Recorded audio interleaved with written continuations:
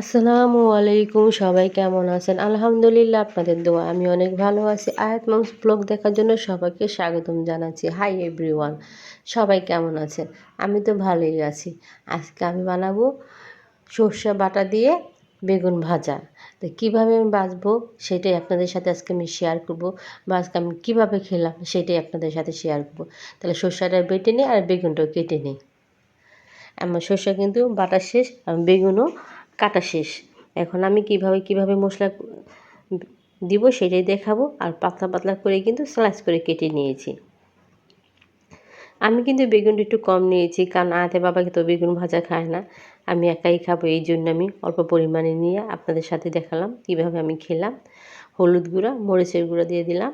তবে হলুদ মরিচের গুঁড়াটা ঝালটা কিন্তু আপনাদের স্বাদ মতো খেতে পারেন।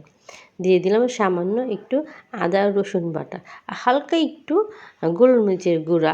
এখানে অল্প পরিমাণ, খুবই অল্প পরিমাণ দিয়েছি। আর দিয়ে দিলাম হলো কি, এই যে সে সর্ষে বাটা দিয়ে বেগুন ভাজা খাবো। প্রত্যেকটার মধ্যে অল্প অল্প করে সর্ষে বাটা কিন্তু আমি দিয়ে দিলাম। এখন আমি হাত দিয়ে ভালো করে মেখে নিব। আর লবণটা অবশ্যই যার যার স্বাদ মতো। আমার কিন্তু বেগুন মশলা মেশানো শেষ, এখন হলো ভাজার পাল্লা। আর দেখেন, যখন আমি মশলাটা মিশাইছি আবার সর্ষের বাটাটা মিশাইছি, কালারটা কত সুন্দর আসছে আর কত ভালো আসছে। সর্ষের যে ঘ্রাণ সেটা কিন্তু আমি পাচ্ছি। তেলও গরম হয়ে গেছে, তাই ছেড়ে দিলাম কড়াইয়ের মধ্যে বেগুন ভাজা হতে থাক, আমি আমার অন্য কাজ করতে থাকি।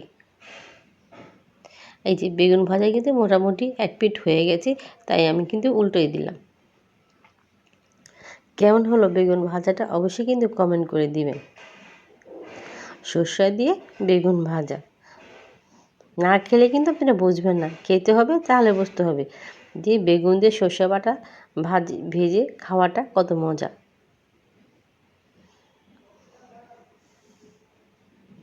আর কালারটা যা আসছে দেখার মতো, যে কোনো মানুষই লোভ লেগে যাবে খাওয়ার জন্য।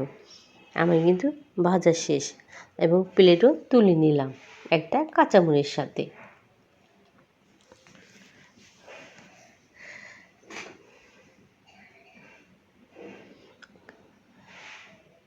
এই যে ভাজা শেষ এবং প্লেটও নিয়ে নিলাম।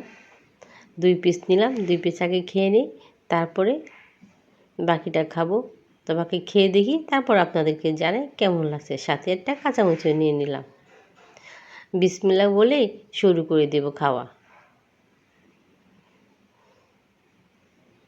অবশ্যই খেয়ে আমি আপনাদের জানাচ্ছি কেমন হয়েছে। মাশাআল্লাহ, বিশেষ করে এত টেস্টি হয়েছে বলার ভাষা না। আমি আয়াতের বাবাকে বললাম, তুমি একটু খেয়ে দেখো, আসলেই অনেক মজা হয়েছে। সবাই এভাবে ভেজে খাবেন আর কমেন্ট করে জানাবেন যে আপু আমি এভাবে ভেজে খেয়েছি। সবাইকে অনেক অনেক ধন্যবাদ। আসসালামু আলাইকুম, সবাইকে আল্লাহ হাফেজ।